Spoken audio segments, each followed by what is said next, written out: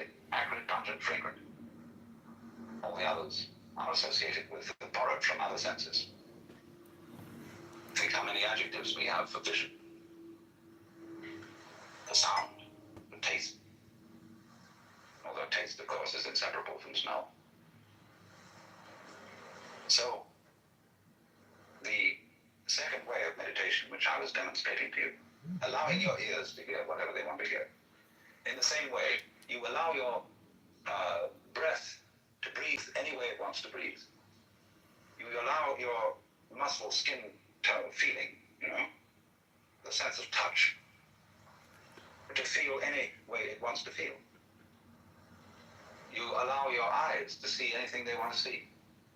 And finally, you allow your mind to think anything it wants to think. Let it go. This is the relaxed way. The other way is the tense way. They come to the same conclusion. You go around this way, take the right-hand path and go there, take the left-hand path and go there. I'm not going to evaluate between one and the other. It's up to the individual.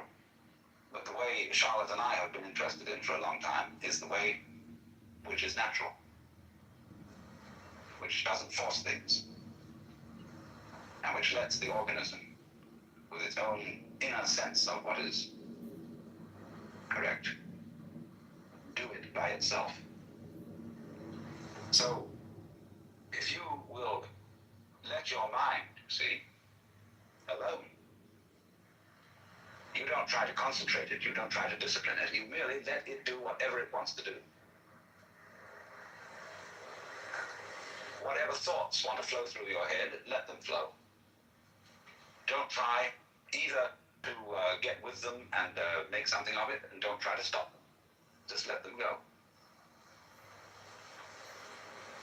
Besides, who are you as distinct from your thoughts, as distinct from your visual, auditory, tactile, olfactory sensations?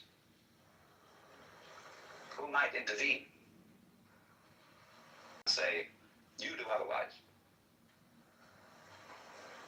Because when we get that terrific split between our experience, our feelings, our sensations, on the one hand, and on the other, something called the experiencer, the control agent who has and who directs all these things, there's the root of our trouble. Because we are confusing ourselves with an image of ourselves. And under those circumstances, we define the living organism as a material object. The body, which corrupts, and which is somehow antithetical to spirit. Not realizing that the idea of the body as something antithetical to spirit is purely a conception. This is not a conception. And as we see it now from the standpoint of 20th century quantum physics, it's a shimmering phenomenon of electrical energy. It's a light show.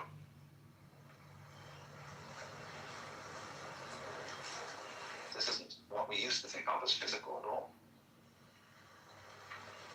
Block, chunky stuff. It's a zizzing dance. It's like fire. That's the meaning of the Buddhist figure Fudo. This guy with a sword in one hand and a rope in the other, with a fierce face and flames all around. Fudo means immovable. He is showing you everything is fire. It's like I said this morning, a flame. It seems to be a flame, a thing that sticks in one position. So Fudo, this flaming god, with a sword, which cuts off all entanglements, and the rope. I don't know what the rope's for. Maybe just for wiggling. He cuts loose our conceptions, so that we can see this all too solid flesh is all.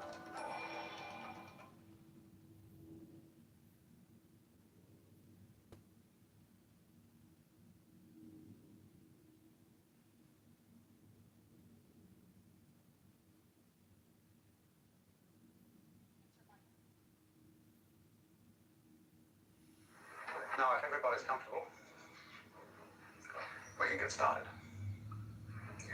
I've announced that this seminar is to be about the cosmic network.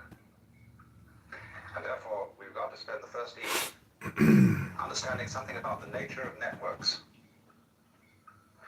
Because in order to get the principle of a network across, I have to convey to you an idea which is extremely simple, but which is difficult to grasp only because we're not used to it. We are used to thinking as Westerners, as having a certain kind of language, and therefore a certain kind of logic that goes with it. We're used to thinking of the world in terms of a game of billiards. In other words, we are still thinking about our psychology, our bodies, and their relationship to the outside world in terms of what would scientifically be called Newtonian mechanics. And Newtonian mechanics has a very long history because it goes back to some of the atomic theories of people like Democritus, who were among the great pre-Socratic philosophers of ancient Greece. And so we may as well begin with a little bit about the history of the idea of an atom, because this has always fascinated people. What is the world fundamentally? What is all this? Well, one way of finding out is to take a knife and chop something in two, so you can see what's inside it. What is an apple inside? What is a seed inside? What is a human body inside? And then you find that when you chop a thing in two, you've got two pieces, but the cutting reveals that it has a structure inside. And the structure is composed of what we call organs or parts. And then in turn, in order to inquire into them, we take them and we chop them apart. And in our curiosity to find out how it's made, in just the same way that a child will take a toy to pieces, we chop and chop and chop until we've got bits so small that they're the same width as the edge of the knife. And they can't be cut anymore unless we can find a finer knife. And so when we get down to that bit beyond which there is no bitter, it is called in Greek atomos, which means the first letter A means non, tomos, cuttable. And so the word atom means that smallest particle of the world which can't be cut into any smaller particle. That's the original idea of atomism. So then it went further than that to the notion that the world was built in the same sort of way that a house could be built of bricks or stones. The world is seen, therefore, as a composite of fundamental particles. Then what remained to be discovered was the laws governing the relationship between these particles. And so naturally one thought of them as little balls. Why balls? Because balls are hard to cut. If you take a ball bearing and hit at it with a sword, it's liable to jump right off to one side. A cube will submit to being cut, but a ball is very difficult to get at. Very strong form of nature. So people have always tended to consider atoms as balls, especially atoms of liquid. There was a notion, you see, that the atoms of the element of earth were cubes, because cubes all sit together rather firmly. Liquid, which when you put out, that was balls. Fire was made of, if I remember rightly, pyramids. Air, I can't remember what air was made of. What their atoms were shaped like.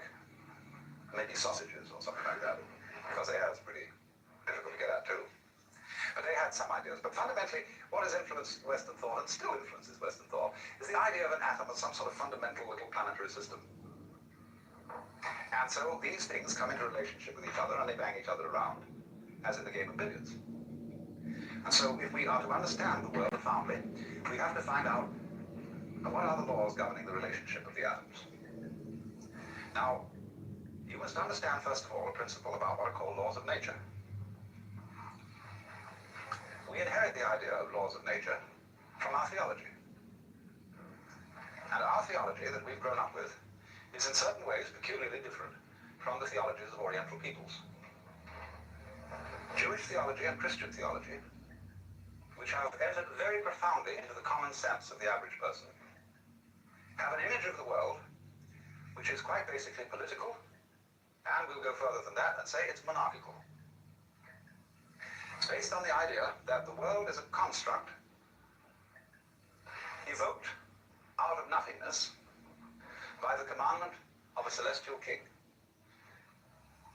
Now, there may be Jews in this room who are practicing and devout Jews, and there may be Christians in this room who are practicing and devout Christians. And I don't want to offend you by any imagery that I choose or remarks that I may make about this imagery. Because I don't suppose that anybody has come to this room and to this particular place who is either a practicing or Christian Jew who has what I would call a naive idea of God. But the funny thing is about our ideas of God is that our symbols, the images, the mythological forms which we use to describe God, have an extremely powerful influence on our feelings and on the way we behave.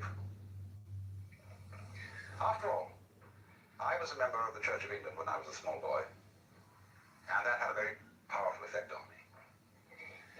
And in the Church of England, it's quite obvious, from an emotional point of view, as distinct from a very intellectual point of view, that God stands behind the King of England. And the King of England and the Archbishop of Canterbury and the whole hierarchy of lords and ladies and noblemen and officials who descend from this point are somehow involved, at any rate this is perfectly clear to a small boy, are somehow involved with the hierarchy of heaven.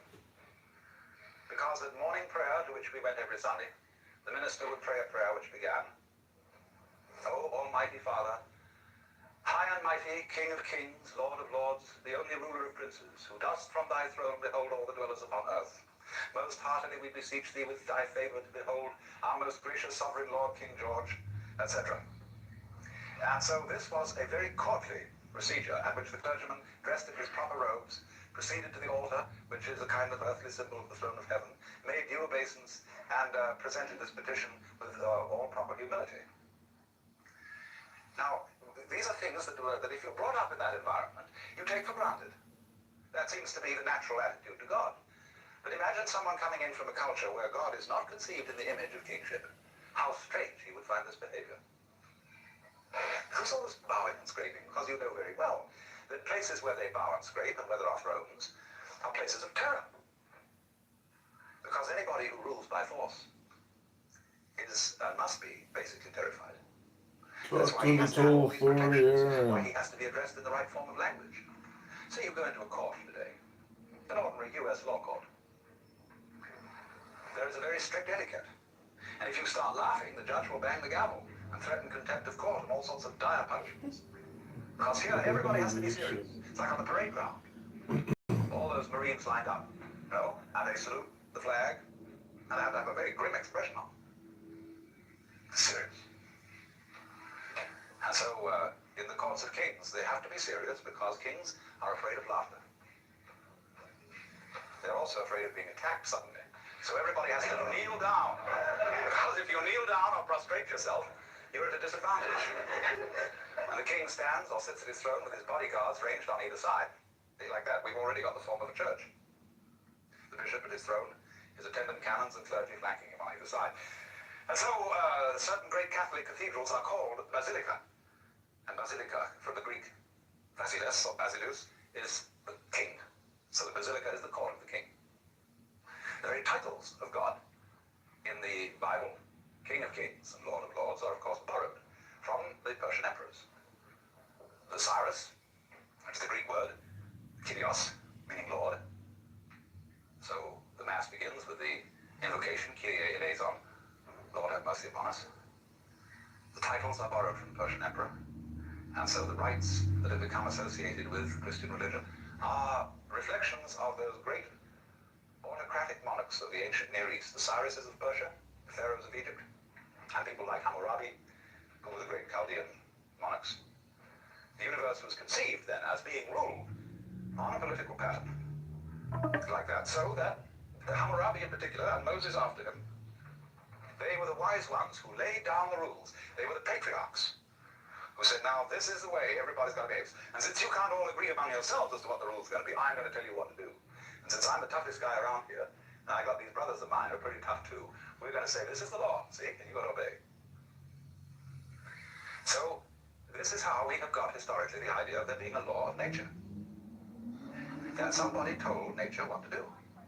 For example, a wonderful poem by Father Feeney about bees. God, to some sticky stuff not yet alive in a hive, said, come, hum, be my bee and buzz as I bid. And sure enough, it was, and it did. See, and in the beginning, let there be light. want is the fundamental idea. So the quest of the law of nature is the quest for the true understanding of the Word of God. For by the word of the Lord were the heavens made, and all the hosts of them by the breath of his mouth. In the beginning was the Word, and the Word was with God, and the Word was God. What is that Word? If we could find out the Word of God, here is the idea, you see, we could perform incredible magic.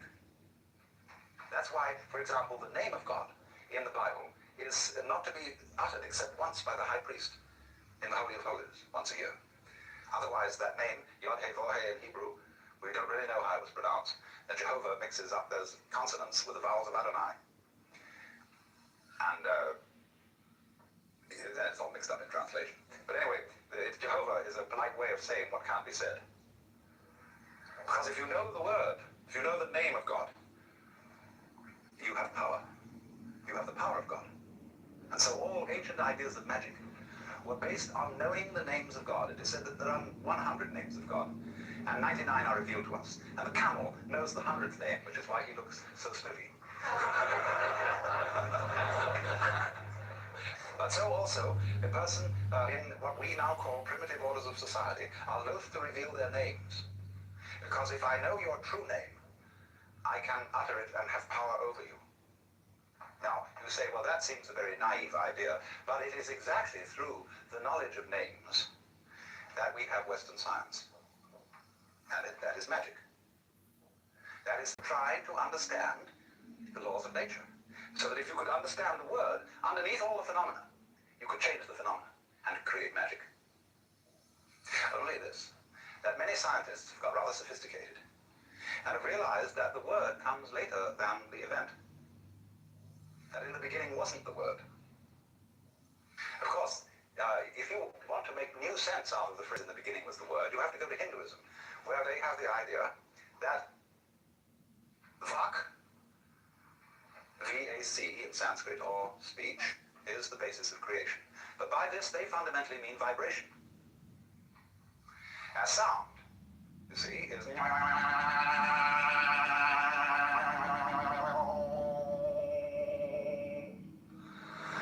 They say that is, you see, if you listen to sound and go right down into it, fundamentally get what sound is all about, you understand the whole mystery of things.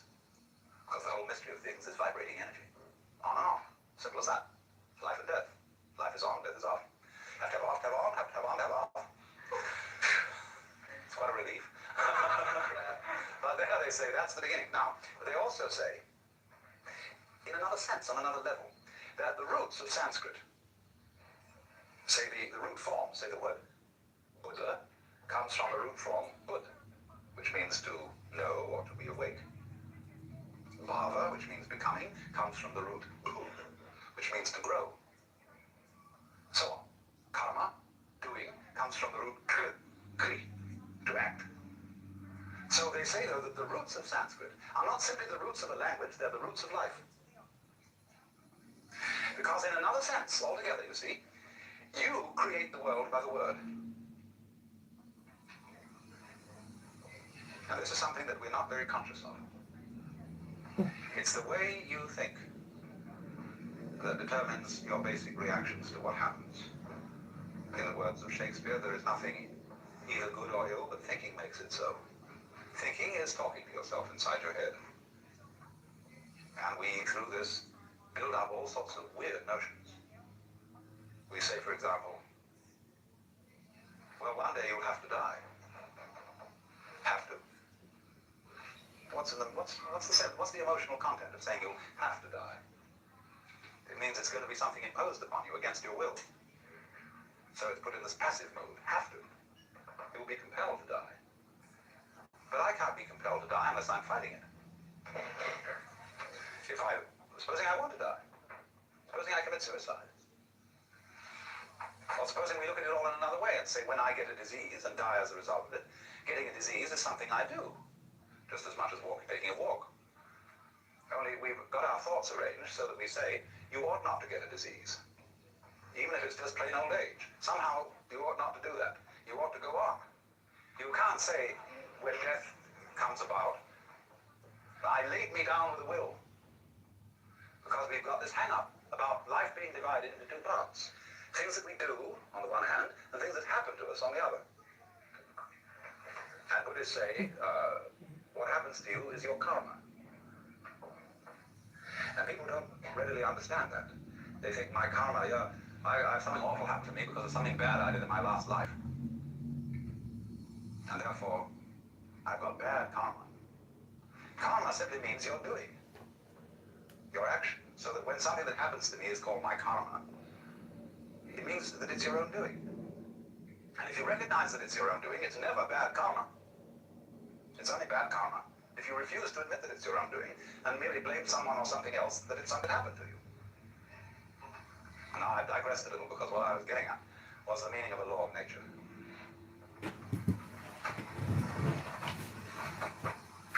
The laws of nature. The word taken over, the idea of the law of nature was taken over by Western science from this ancient magical notion of the Word of God, the commandment of God, being the foundation for everything that happens in the world. But now, today, in Western 20th century science, there is an entirely new idea of the law of nature. The laws of nature are not things that exist in any real sense, which phenomena, like the motion of stars or the behavior of animals and rocks, they're not phenomena which these things obey.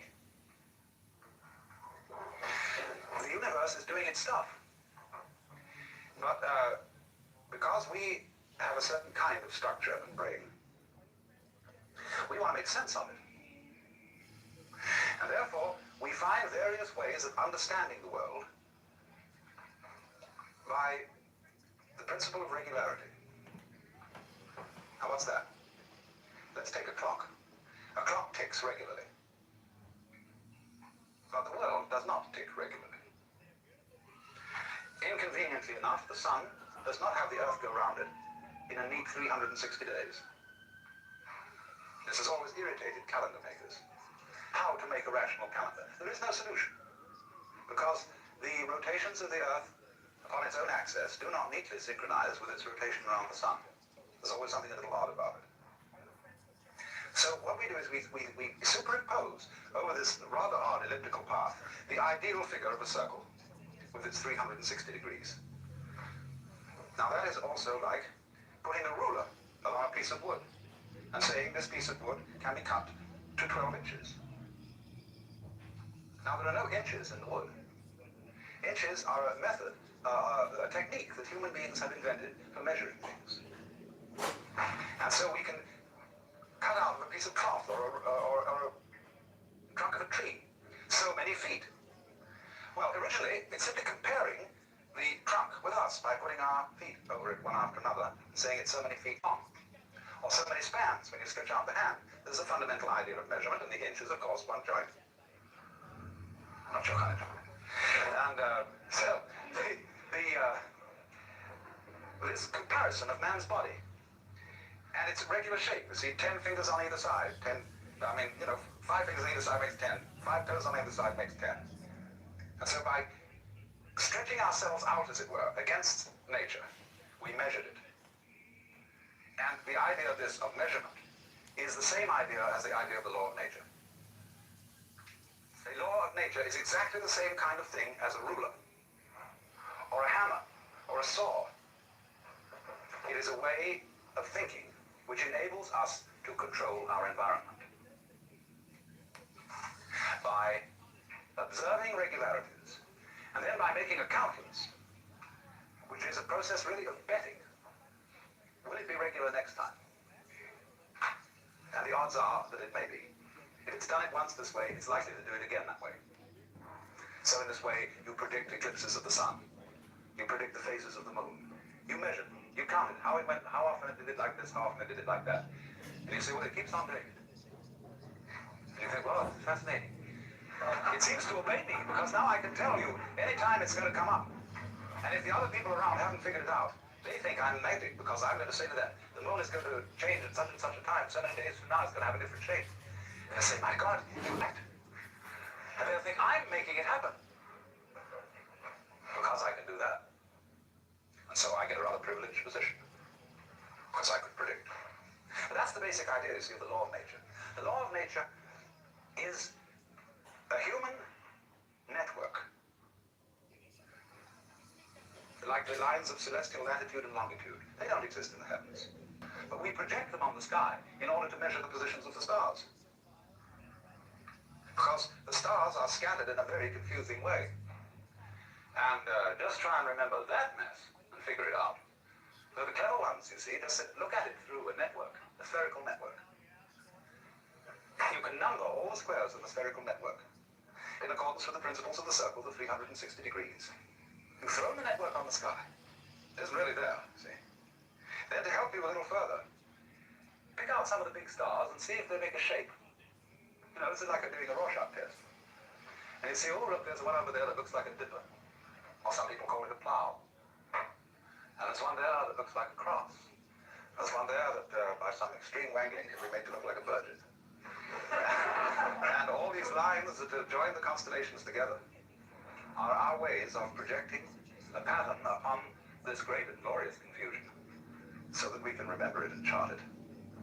But obviously, you can very well see that if you looked at the same pattern of stars from some completely different position in space, all those constellations and their arrangements would vanish. And you'd have to invent a new one. Because there is nowhere where the stars really are. It depends where you're looking from. So in this sense then, man in nature with his extraordinary symmetrical brain and its amazing complications figures it out. And it's man who introduces the law into the world. He invents it. But in a way, invenire, to invent, is to discover. But what we discover, in a way, is not something that's out there. When we invent the laws of nature, we are discovering something about ourselves and our own passion for prediction, for regularity, for keeping things under control. Therefore, there has to be a law. So then, going back right now to the beginning of what I started to say. The question was then, what is the law of relationship between the atoms? Between the fundamental billiard balls of which the world is composed? Well, you watch the game of billiards, and there's a cue, and it hits that ball, and then it moves over, and it hits that one, and then that hits that one, and then that hits that one. And so the final ball, which moves into the pocket, has its behavior explained through its contact with the other billiard balls and the final contact with the cue. That's why it did it. And so this view of the world as something that happens by the mechanical processes of the law of cause and effect is one that is really basic to most people's common sense today, to most educated people. They would say it's very difficult to figure it all out because the whole thing is so complicated. But if you could know all the details involved in, say, the behavior or a single act of a human being, you would find that it was the ineluctable result of a series of bouncing balls against each other, fundamental atoms that predisposed the great final event to be just like that.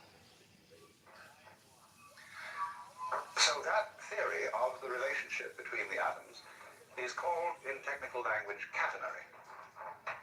C-A-T-E-N-A-R-Y, catenary.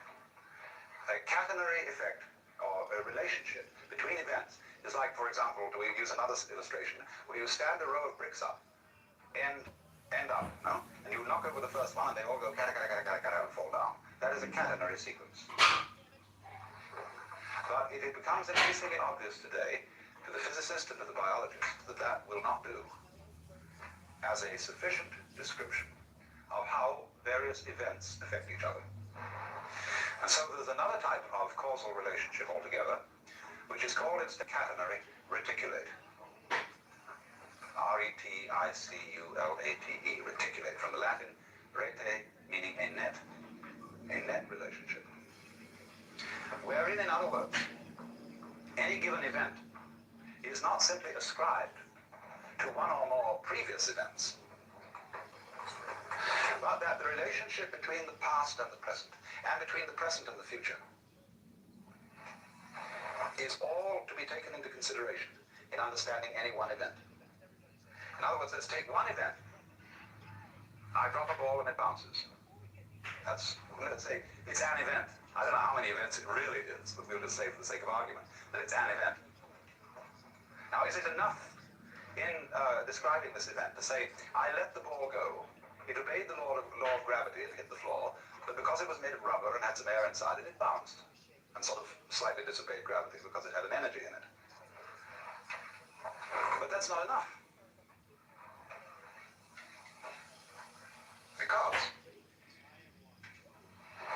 that the ball dropped, that I let it go, that it bounced, depended not merely upon a historical sequence of events that you can lay out in a string along a line of time.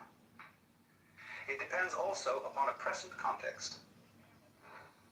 There must be a certain density of air. All kinds of things have to coexist with this in order for me to be there to drop the ball at all, much less manufacture a ball. So that what happens must be considered not merely as a historical phenomenon, but it must be seen in context. Context is terribly important because it isn't just when a thing happens that is important, it's where it happens. In what setting? So that you could say that my blood in my veins is in a certain setting.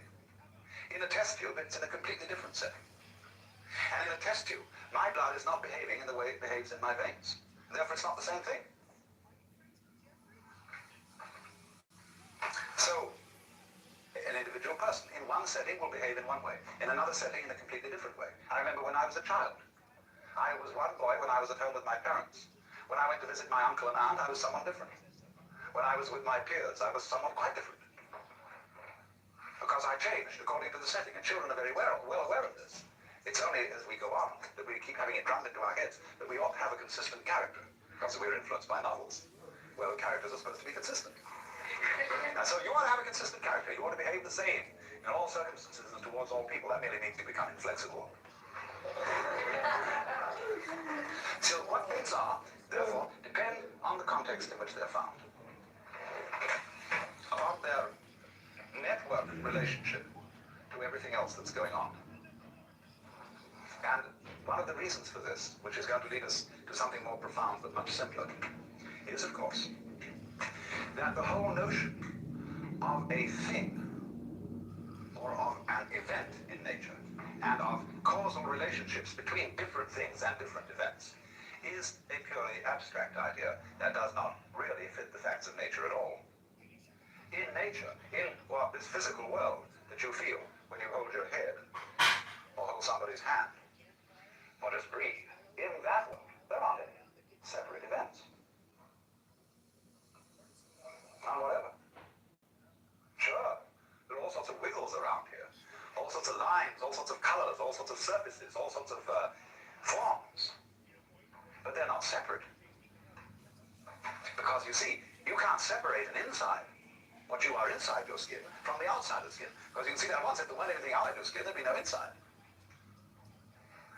It takes the outside and the inside working together to create the situation. Now, in the simplest way, the situation that I call my body wouldn't be operating unless there was air around here to breathe.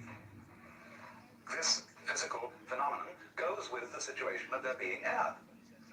Now, true, it wiggles about inside the air in a rather complicated way. And other people watching say, oh, something going on over there. Because the air you can't see, and it remains rather constant except when there's a gale. And so you don't pay much attention to it because it's always around. What you pay attention to is what changes rather rapidly. And you say, well, that's a that. Say, hey, you say to someone, you see the change going on. Some wiggle over there, say, what's that? See? And he knows what you mean by a that. A that means something on the end of the finger point. It's different, peculiar, see? And that's a that. So from that comes the idea of an event, or a thing, a that. But all these that's that are happening aren't disconnected. They go with each other, just as I go with the surrounding air, and just as this whole situation in which we are at this moment is a complicated going withness.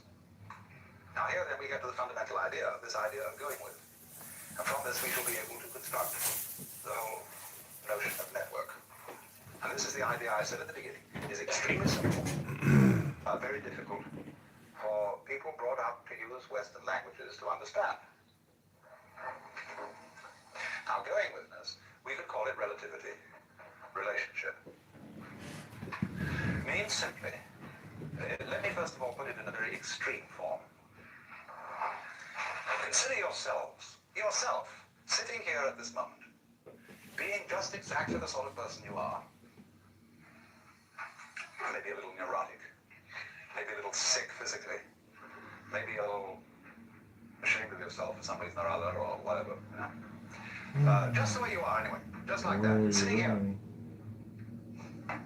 That situation goes with, as back goes with front, the entire situation of the rest of the universe. Now, you, as you are, exactly the way you are, and you really don't know what that is. You may have some opinions about it, but you really don't know. That goes with the way the whole of the rest of boundless being is arranged. Now, it isn't that the way the rest of boundless being is arranged is determining you to be the way you are. Or if it is that, if that's true, if it determines you, then we must also allow the other side of the picture that you determine it. Teach. Justice. It's your karma. You did it. But you say, no, but I didn't help it. It did me. And you can say, tis tisn't. Like two children arguing until you realize that the argument was stupid. Because you and it are interested in controlling you. Put cat in jail. Punish, teach, justice, law. As Talat Sharan said, the whole universe is the only true whole. The only truly indivisible whole. The human being, though, finds this difficult to understand because we're always telling each other, now you should you want to change. Now listen, you're sick, and I got a system. See, I got a system. I've got a real school here, a thing that is very important, and you should come and study with that. It may not be mine, it may be some big sage or pundit that I know, and you should come around and study that. And I've thought about this for a long time, because I've heard every kind of opinion of all the sorts of things that I should do in order to get myself into shape. And I realized that if I followed this advice, I would spend my entire day doing exercises in preparation for life. I don't know when I'll ever get around to that. You know, I would have my half an hour's yoga practice, 1 hour of zazen, so much physical exercises, and so much memory practice, so much special diet preparation to be sure that I got proper food. And if I think this all through, I think, oh my God, it isn't worth it. Then another school of thought. Dylan, yeah, Dylan! Just do one thing, see? But then I say, now how am I going to choose which one I'm going to do? Well, he says, obviously this one's the best. And before you know where you are, you're sewed up by some religious fanatic. Now, please, I don't want to do this to you. Please don't think that I have any such recipe that I'm going to give you anything to do for 5 minutes every morning. I just am not. I want to, my whole notion would be to set you all free so that you'd only have to attend one seminar, never have to come back.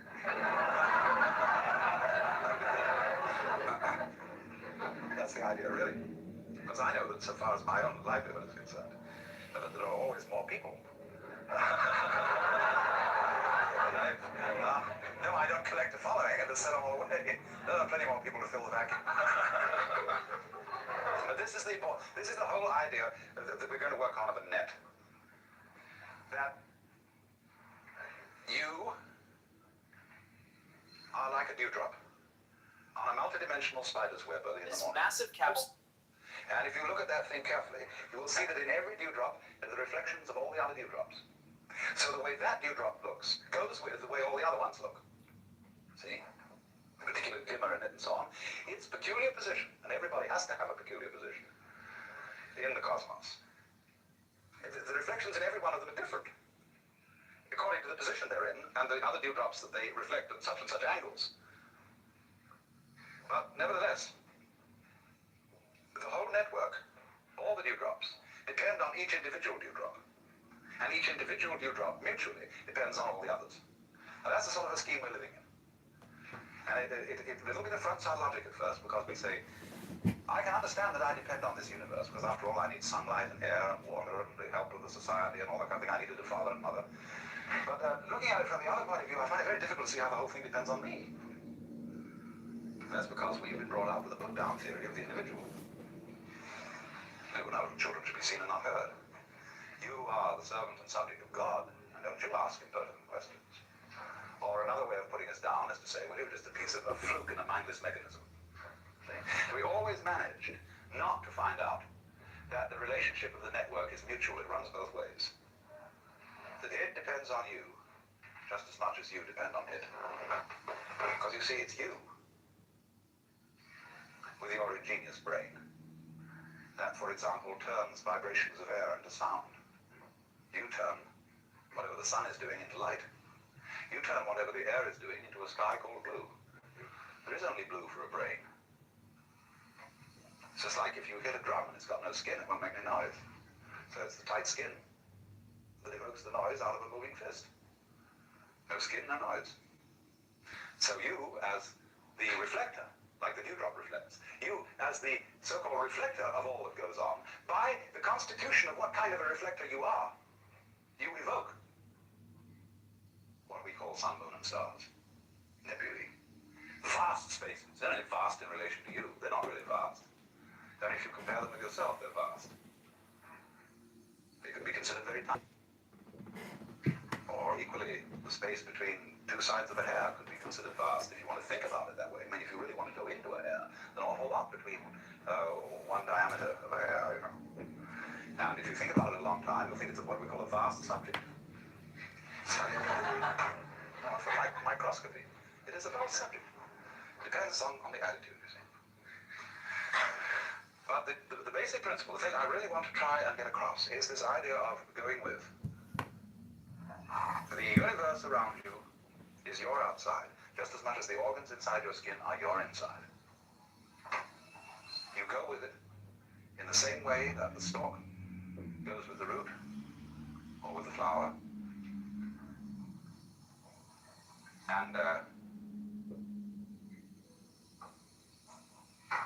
as front goes with back, as North Pole of magnet goes with South Pole, this principle of relationship governs everything. I wouldn't say governs. I'm only using these wretched terms that we have to use out of our language. It underlies everything.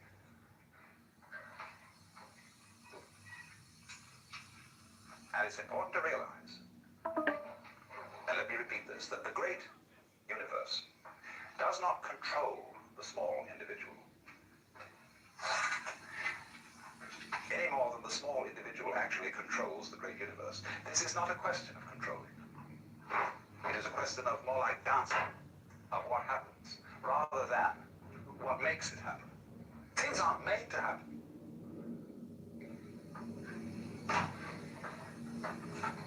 Only if you insist that a certain event is quite separate, then you can think of it being made to happen by the events that came before it. But if you realize they're all parts of one event, or different aspects, different phases of one event, then you see it happening and you don't see anything making it happen. Forcing, that whole idea of things being made to happen, in other words, goes back to the idea of a universe that is based on a monarchical image, where the boss says, damn it, you do that, and the thing can't help it, and so it's made to happen. But say in Chinese Taoist philosophy, the universe is just not seen in that way. It's not seen as anything is not made to happen. It is what does happen, but it's all interrelated. And therefore there is a pattern to it. There is an order to it. The order of the net.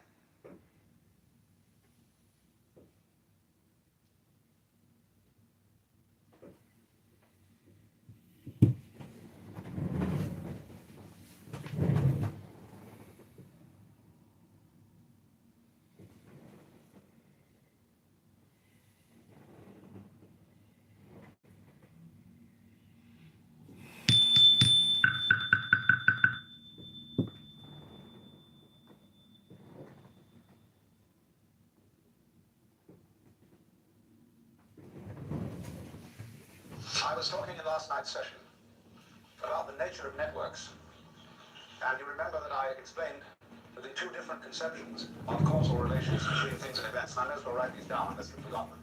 There's the catenary and the reticulate. In this kind, things and events are explained as being links in a causal chain, and so every particular happening that is identified as a thing or an event, which is, however, quite an arbitrary kind of selection, is explained by its past, by the chain of events which lead to it in a causal sequence. On the other hand, in thinking of the relationship, a thing is explained not simply by its relationship to past events, but by its context, that is to say, its relationship to present and future events as well as past, so that every event becomes something network. Now, you will very well understand that when you see the knots in a network, or better, the squares of the net, they're all held together by each other. Imagine the kind of network where instead of there being, something like knitting, in knitting, the stitches are all held together by each other, and if something breaks at one point, the thing starts raveling. So, the reticulate view, or the net view of the universe, is one in which the Buddhists say everything mutually interpenetrates everything else. So, as I was trying to make the central point, the point of implication, the point of relativity, that things go together like two sticks standing on the ground in this way. See, they give each other mutual support. Or like the three rings in the Valentine beer trademark, or the Christian symbol of the Holy Trinity. Those rings interlock. But take one of them away, and the interlocking is broken down for all of them. So in the same way, the individual, although seeming to be something that rattles around in the universe, although a given planet or a given star seems to be something that is moving on its own, the motion, the behavior of stars, is a situation that arises only because of the mutual interdependence of all stars. Because, to take a very simple illustration, if there is only one star in the whole universe, no motion can be ascribed to it. It can't even be said to be still. Nobody knows what it's doing, because there's nothing for it to relate to. But take two stars, and they can get nearer to each other or further away from each other. But no one knows which is moving. Get three stars, and then you have, say, two close together, and one of them seems to go away. Now, who is moving away from who? Are the two stars saying, hey, we don't like you, we're going to get out of your way? Or are they saying to the other star, why don't you like us? Why do you keep going away? Well, who's right? Well, if you say on the principle of democracy that the majority must be right. But then they say, well, let's have an umpire, and we have a fourth star who can stand above us. You see, two stars can only move in a straight line with respect to each other. Three stars can move in a plane with respect to each other. But a fourth star can establish a third dimension.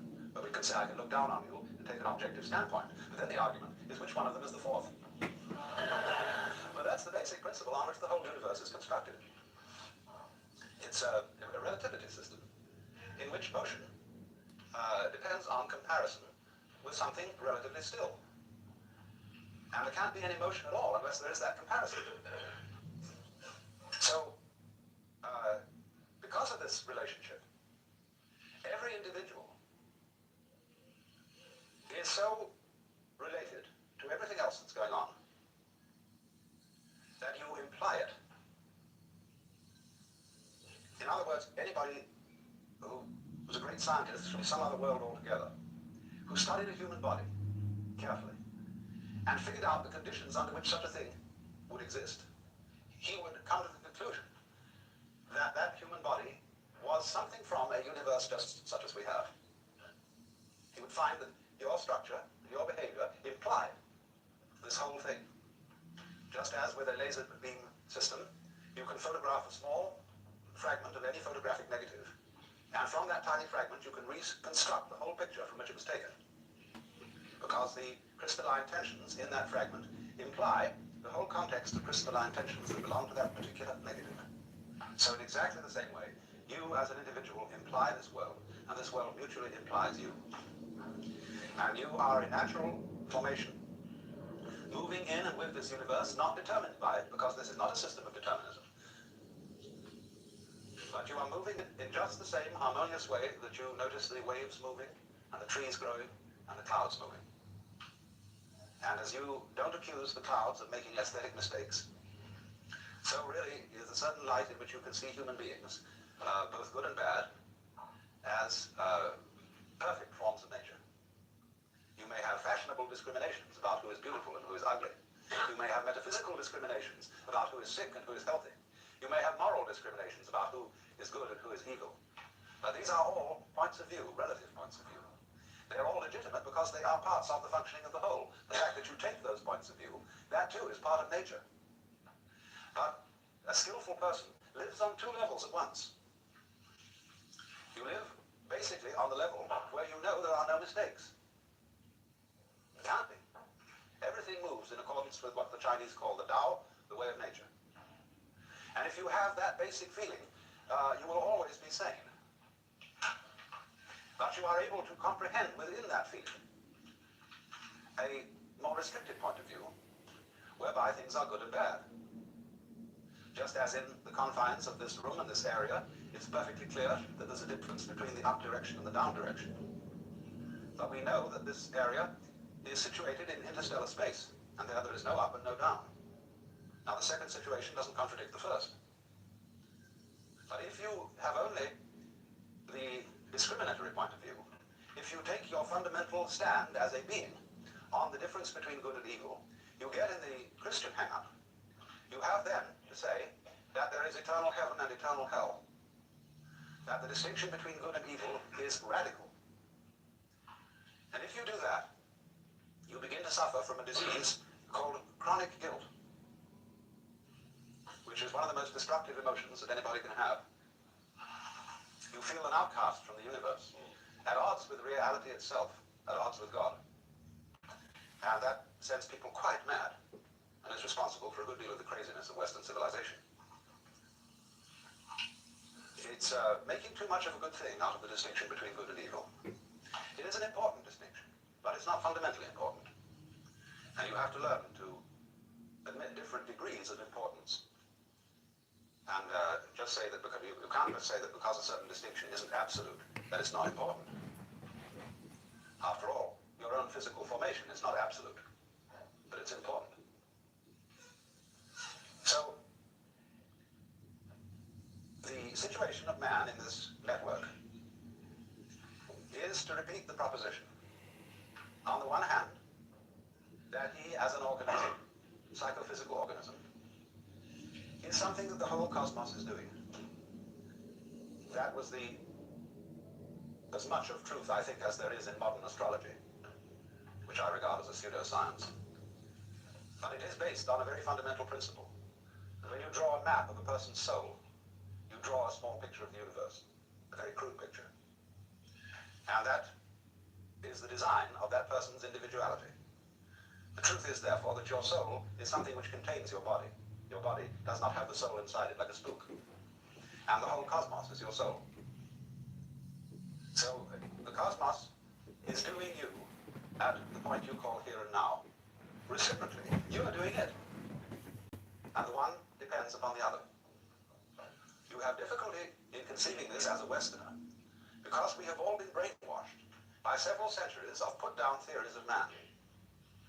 That you were the wretched little subject, and a disobedient one at that, of an eternal king. And B, that you were just a fortuitous congress of atoms in a mindless mechanism of incredible vastness. Having entertained those two theories of man and of existence for so many centuries, we are very much brainwashed into being unable to see that we and the universe are mutually causative, or to use the Chinese expression, mutually arising. Now then, a second difficulty arises in this, which requires that I bring in some ideas, first of all, from Buckminster Fuller. The principal notion of Buckminster Fuller's thought, and if you don't know this name, Buckminster Fuller is what I would call a philosophical engineer. A man who is one of the most creative minds in the modern world. He invented the geodesic dome, which is his main claim to economic fame. But beyond that, he's done a great deal of extremely fascinating thinking about the future of technology and the situation of man in the universe. And he has devised this important term, synergy, coming from the Greek, syn, with, ergos, work. But what he means by synergy is this, that every complex organism has as a whole an intelligence greater than any one of its parts. This is a difficult idea to swallow, because he applies it to technology in this way. He is saying that the industrial natural complex in which we live is something that is going in a certain direction on its own, whether you like it or not. And that it is able to organize your behavior. Answer my question, Mr. Trump. Did you conduct acts of war on an obviously far more advanced species? That the increasing complexity of the industrial complex will of itself, say, outlaw such lunacy as war. It will make it impossible. And we shall find ourselves increasingly organized by an intelligent system that is not under our conscious direction, but will make us feel, I suppose, rather as our individual selves feel inside our bodies. He gives an illustration. The transportation communications network, aircraft, radio, television, telephone, these taken together are constituting a global net, which might be said to be something like Teilhard de Chardin's idea of the noosphere. I hope you all read Teilhard de Chardin, the famous Jesuit theologian, who wrote the best of his books is The Phenomenon of Man. The Earth, which is the geosphere, from the Greek geos, geese, the Earth. Then the Earth, as the geosphere, is covered with a biosphere. That is the sphere of living organisms. The biosphere, in turn, generates the noosphere, which is the communication network that we call the mind. Through literature, through speech, through radio and television communication, the noosphere is slowly realized. So, Buckminster Fuller is really talking about the same thing. The noosphere is the network of communication set up by technology. And so, for example, let's just take air transportation. As a result of jet plane. Yo, what up, Archis? I'm listening to this Alan Watts life-changing wisdom. What are you doing? I'm gonna eat some yogurt. Are You you want Jeffy's Island? Of course, I had the best vacations there. Beautiful beaches, tremendous. are you eating it with fruit? Are you friends with Jeffrey? How about this? Witch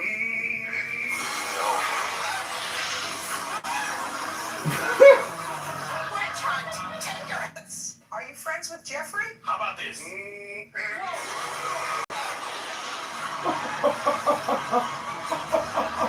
Right, so Were you on Jeffy's Island? Of course, watch by yourself, I guess. What? Why wouldn't you watch this by yourself, or like, or you plan to have a discussion about it after? Possibly. But I've been listening to it all day. It's like 4 hours long. I think this is That's almost, great. it's almost my second time going through it. The end of it is very interesting. There's a lot of things we could discuss about it, but I would just say, like, experience it. And one of the interesting things in this is he says, don't even think about it. Just let your mind respond naturally in a way. So this whole thing is just like a meditation. But you can go to ChicagoMayorElection.com to see all of my political campaign creation videos. But this is really So this is like, you're actually running for the Chicago mayor race? Yeah. Okay, I didn't, like, you remember when you came on CT Radio? Yeah. Yeah, that's where I know you from. Oh, I see.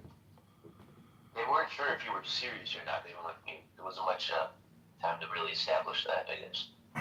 Yeah, well, the whole thing is I just come into these rooms to basically sound troll people because, like, they're just wasting their time. I mean, you know. What do you mean they're wasting? They're just wasting. They're not doing any kind of, like, education or research. They're just, like, doing hyperbolic political speech. They're not interested in books or music or poetry or politics per se. You know, they're part of a vulgar society that can't communicate with actual voters or families. They are rated NC-17. Well, yeah, they don't plan on working in for the de facto system. They plan on waiting for the federal government to collapse and they can establish